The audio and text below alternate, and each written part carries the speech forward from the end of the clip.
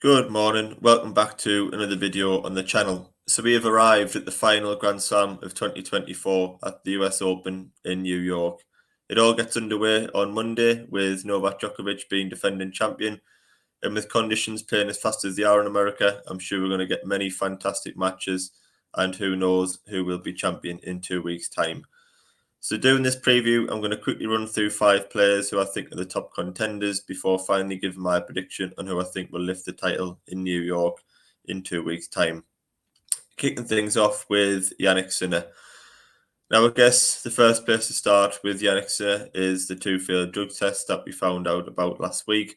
I did do a separate video on the channel about that, so I'm not going to go into it all today because I want to focus on Sinner as a player. He is going to be playing US Open, and I want to focus on the tournament itself and highlight tennis rather than focusing on a difficult subject like failed drugs tests.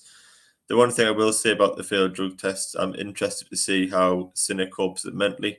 He's a very young player and has obviously never experienced a situation like this. Being world number one of one of the biggest sports on the planet, you are naturally going to get questioned on it by media. And I'm just interested to see if it affects his performances on the court. I hope not. Talking about his performances, Sinner played absolutely brilliantly in Cincinnati to lift the title. He had slight issues with his hip during the tournament, but in the final produced a very strong performance against Tiafoe to win in straight sets. And I would go as far as saying that that's as well as he's moved and hit since March or April time. We know that he missed Wimbledon and the Olympics and a lot of the clay season with the hip issue and different physical illness issues as well. And to see him back playing solid hardcore tennis and winning titles was fantastic to see. He's a player that is really suited to fast hard courts. He's got immense ground stroke speed, consistent depth. He's very athletic. He defends well despite his height and physical stature. And I'm just very interested to see in the first few rounds how he plays on the court, whether he's a little bit emotional, whether he's not quite there, whether that the failed drugs tests and constant questioning from the media will affect his performances. But if not, then Jannik Sinner does come into this as one of the leading contenders. As you can see there, 13 hardcore titles, only 23 years old. We know he won his maiden major title on hard courts early this year at the Australian Open, in which he performed fantastically well. But I do think Jannik Sinner has also got a very tough draw. The first 3 rounds aren't too tough there, but from then onwards, Tommy Paul's a fantastic player, as is Arthur Fils. Tsitsipas against and Medvedev in the quarterfinals could be also very tough. Then you get into the likes of Alcaraz, Hurkacz, Dimonor before facing a Djokovic or a Zverev in the final. So I think for a world number one, Jannik Sinner's arguably got the toughest draw out of the lot. Moving on now to Novak Djokovic, who had a very tough start to 2024, not reaching a final until Wimbledon, which is 7 months into the year, which is unheard of for Novak Djokovic. But I think now we can all say that Djokovic is still his elite best after the showing that he put on against Carlos Alcaraz to win the Olympic gold medal. Was one of the best performances of his career, in my opinion, considering what he'd been through this year. I think you can almost write off the early part of 2024 for Djokovic and know that the knee was obviously an issue pre-Roland Garros, in which he got surgery. He was nowhere near his best throughout the year, and it did almost pose the question whether Djokovic was slightly fading. But since the surgery, to reach a Wimbledon final and back it up by getting to another final to go for the Olympic gold on clay and beat Carlos Alcaraz with the performance that he did was a testament to how much of a champion, how much desire he still got to be at the top of the game. Some of the stats there are incredible, winning 71 hardcore titles, 24 major titles, US Open champion 4 times, most recently last year. So it does come here as defending champion. And I feel like him, Alcaraz and Sinner are clear favourites at the moment. Medvedev and Zverev are obviously capable, but not in the same form or have the same elite wins as those 3 players. And I think Djokovic is the best in the world still at adapting to the speed of court, the variety that he's got in his game, his ability under pressure, and a 25th major could be looming. As far as his draw goes, again, I think they're all pretty tough, aren't they, on paper, but I feel like Djokovic is kind. He's on the opposite side of the draw to Medvedev, Sinner, and Alcaraz, which can only ever be a good thing. Shelton and Tiafoe could be tough tests on American soil in the fourth round on a hard court. Rublev and Dimitrov are both matches that you'd expect Djokovic to come through. Zverev and Rune, again, matches that Djokovic should win. We've seen Zverev in the past not quite perform his best in the semi-finals and finals of majors. And Holger Rune was a player that Djokovic comfortably beat at Wimbledon. And then the final would be against Sinner or Alcaraz, which of course would be very tough. Moving on now to Carlos Alcaraz, who has already won 4 hardcourt titles at the age of 21 and is a 4-time major champion, which is just an incredible feat. And before I go into Alcaraz, I know I've got some slight weaknesses here in his game, and this is not me digging Alcaraz at all. I think he is one of the most incredible athletes in the world at the moment, and certainly one of the most popular. I think he's the best 21-year-old the sport has ever seen. But I look at Alcaraz's game, really studied it this year on clay and grass. I have come to the conclusion, I think for now, there's no reason why in the future hardcourt couldn't become his best surface. I, for now, think that hardcourt is Alcaraz's weakest surface. And I say that because I feel like Alcaraz just gets less time to generate power with the speed of the court. I also feel like 90% of the ATP Tour are at their best on a hard court, so that sort of brings the playing field more level compared to grass and clay, which Alcaraz is also already very elite on and has a clear edge on those surfaces against the majority of the tour. I feel like on a hard court it is more level, as we saw against Monfils and Cincinnati. And if Alcaraz does have one weakness, I do think it's his defensive forehand. I'm not sure he's quite worked out or being able to consistently defend out of that corner. He does seem to slightly overhit sometimes and go for winners from improbable positions, which causes errors.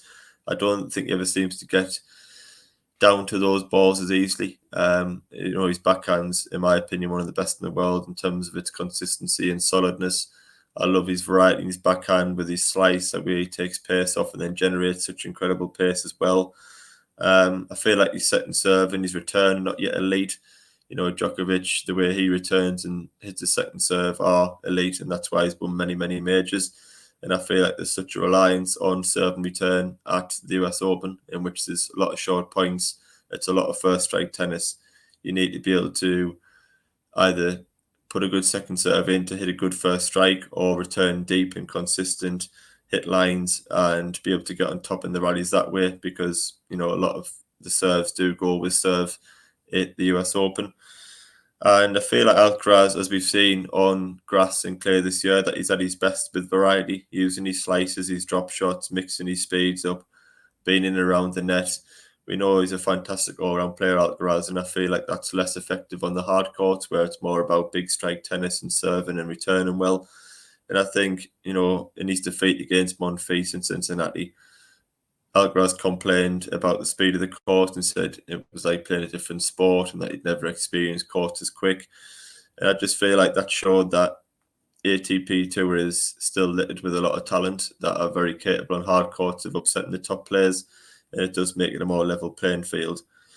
In terms of his draw, I think Alcaraz has got a pretty good one, to be honest. It's not easy by any stretch, but Shapovalov could be a tester in the second round. Jack Draper is a player that we know is hugely talented, but not physically at his peak when he moves on into longer matches. Sebastian Korda and Tabilo, both players that you'd expect Alcaraz to cruise past. Hurkacz could be a tough test with his massive serve on a hard court, but has recently undergone surgery and hasn't moved as well or served as well since that. Medvedev and Sinner, obviously very tough test on hard court, as would Djokovic and Zverev. So I think Alcaraz has got a pretty nice draw. You'd expect him to reach the, fourth round, quarterfinal stage at least, and see where he goes from there. But you can certainly not write off who is a hugely talented player on all different surfaces. Moving on now to Alexander Zverev, a winner of 14 hardcourt titles, yet to win a major final. Did reach the final of this in 2020, in which he was 2 sets to love up, and lost to Dominic Thiem, who won his only major title that year. And I feel like Zverev, it's a story of the same that I keep coming on this channel and saying that I think he's capable of winning Masters and majors, but never quite gets over the line. And he's a player that's played consistently well pretty much all year. Absolutely fantastic clay court season. Watched him win in Rome and was absolutely blown away by his talent when you watch him live. You just realise the power that he possesses on serve and the backhand the conviction around the net. He's a fantastic player, and in my opinion, should have won a major title by now with the talent that he's got. But I still feel like he's got a mental block when he faces the elite players. He's always close, but he never quite gets over the line. And I never feel like he's at his very best in match-defining moments. He never takes the match by the scruff of the neck, if you so to speak, which I say in England, and really go out and win it and dominate and win matches comfortably against the elite players, or even edge past them in close matches. Lost to Daniel Medvedev at the Australian Open in 5 sets. Lost to Carlos Alcaraz in the 5th set in the final, in a match that he led 2-1, in my opinion, should have won. Lost recently to Jannik Sinner last week in Cincinnati in a match-deciding tie-break in the 3rd set. So it's a case of Zverev's seems to be getting closer, but so far he just hasn't been able to get over the line against the top elite players.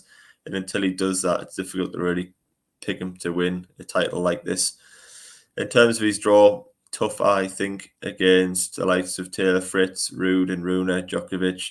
I feel like he's got a tough path to the final, but I certainly wouldn't rule him out from doing it. Moving on now to Daniel Medvedev, who we know comes at his best on hard courts, has won 16 hard court titles, including that one major title as well.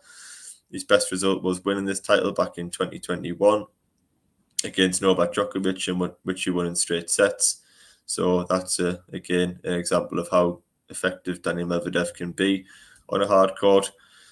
And he hasn't got a great head-to-head record against the likes of Sinner, Alcaraz and Djokovic, but he has a much better chance of beating those players on a hard court than he does on grass or clay, for example. We know by now that Medvedev is a great baseline player. He's an excellent counter-puncher. The high bounce and less variety really suits him in the US. He's just an incredibly difficult player to work out and wear down. We know he's physically so strong. He's got excellent physicality, great reach, ridiculous defense, hits balls from all sides of the court, great angles. And I feel like if Medvedev wants to go far in this tournament, then he can't just rely on his defense and his counter punching, particularly when he gets to the latter stages. His first serve is so key. You know, we saw Medvedev a couple, 2 or 3 years ago, rattle through games in 30, 40 seconds sometimes before aces. And I feel like his serve has dropped off in the past couple of years, and that's been the reason for his not so good results. I feel like if Medvedev can serve at 65, 70% plus, particularly in the latter stages, then he has a very good chance of beating the top players, because, you know, Sinner and Alcaraz don't hit so many aces or in return first serves as Medvedev could. And I feel like with Medvedev's defense and counter punching, he's able to break anybody at any time. So if he can get in the rhythm of really holding serve and being strong behind his serve, then I feel like he could be the underdog at this title and go all the way. He's not in fantastic form, as I mentioned, coming into this tournament, but he certainly can't be written off the fact that he's won this title and won 16 hardcore titles as well. Again, I think he's been dealt a very tough draw, facing Tsitsipas or Auger-Aliassime in the last 16, before Sinner or Tommy Paul, Carlos Alcaraz, Djokovic, Zverev. Every draw on paper, I think, looks tough, but I think out of the draws, you've got to say Djokovic has got the best one, with the fact that he hasn't got Medvedev, Alcaraz or Sinner on his side. In terms of an overall verdict, I feel like it's a very strong lineup. You've got the likes of Tommy Paul, Shelton and Tiafoe, who are going to excite the home crowds. They're in very good form. They play such exciting tennis. Holger Rune and Arthur Fils are also playing well and are great to watch. As I mentioned partly in my preview with Alcaraz, I feel like the hard court brings out the best in the majority of the players on the tour. And with the courts playing so quick, we should get some amazing battles and some very physical, tiring battles to watch as fans. From the top contenders, I would be very shocked if Alcaraz, Sinner or Djokovic didn't win it. I wouldn't be surprised if Alcaraz exits before the semi-final. I just feel like, as I said, I don't think it's his strongest surface, and it's also had a very physically tough year, you know, winning Roland Garros and transferring that to winning Wimbledon and then transforming back to clay to get to the final of the Olympics. I feel like it's been an incredible year for Alcaraz, but also one that's very physically and mentally taxing. And he does have slight weaknesses on hard courts that can be exploited by players like Zverev or Medvedev. Sinner is an unknown. the drug tests to me will be a distraction. He's young, he's world number one, he's going to face a hell of a lot of heat from the media off the court, and Sinner would have been my pick. You know, the way he moved and hit the ball in Cincinnati, I feel like he was playing the best tennis that I've seen him play in a long time. And in my opinion, at his very best at this stage of their careers, I feel like Sinner's the best hardcore player in the world. We saw that at the Australian Open. But until I see Sinner get past those first 3 or 4 rounds and really convince me that the drug testing hasn't been a problem mentally, then I'm going to go with Novak Djokovic to win a 25th major title. And I say that because he played so superbly at the Olympics. He's riding a real wave of confidence. It looks like he's not going to play with the knee brace, which is showing that he's clear of the knee issue now. He's the best hardcore player of all time, without a shadow of a doubt. And I just feel like with the courts playing apparently so quick as they are, that he's got a perfect mix of defense and aggression. He can switch his style to beat anyone. He's got the winning experience. He's got the ability under pressure. He's beat everybody on the tour in his career before. So there's no style that he hasn't really faced. And I feel like with all that coming together, I feel like Djokovic is going to win a 25th major title. So thank you for watching. If you did enjoy the video, if you would leave a like and a comment, I would really appreciate that. And also, just quickly, I do YouTube to improve my skills, to improve my knowledge of the sport, shine more light on tennis. It's a sport I love, and I would really dream to work in tennis media one day. So if you could subscribe to the channel, it does help my journey to do that. I would also be covering the full US Open, Shanghai Masters, Paris Masters, and ATP finals. So if you do want to see that content, one subscription would make a huge difference. So thank you for watching, and I will see you throughout the tournament.